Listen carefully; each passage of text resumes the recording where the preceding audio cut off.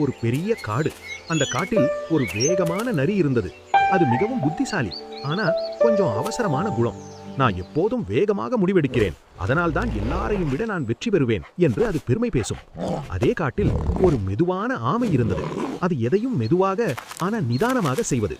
ஒரு நாள் காட்டில் கடும் புயல் வந்தது. மரங்கள் அசைந்தன, கிளைகள் உடைந்தன, விலங்குகள் எல்லாம் பாதுகாப்பான இடம் தேடின. அப்போது காட்டின் நடுவில் ஒரு பழைய குகை இருந்தது. அங்கே போனால் பாதுகாப்பாக இருக்கலாம் என்று விலங்குகள் நினைத்தன. நரி உடனே ஓட ஆரம்பித்தது.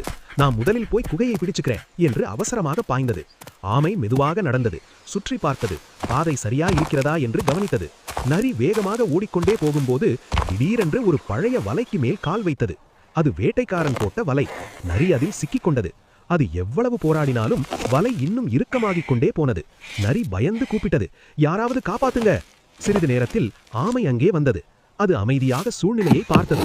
பக்கத்தில் கிடந்த ஒரு கூர்மையான கல்லை தன் வாயால் மெதுவாக இழுத்துக் கொண்டு வந்து வலையை வெட்ட ஆரம்பித்தது. நேரம் எடுத்தது, ஆனா ஆமை விடாமுயற்சி செய்தது. இறுதியில் வலை கிழிந்தது. நரி வெளியே வந்தது.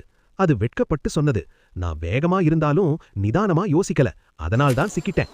ஆமை சிரித்து சொன்னது, வேகம் நல்லது, ஆனா நிதானம்தான் பாதுகாப்பு தரும்.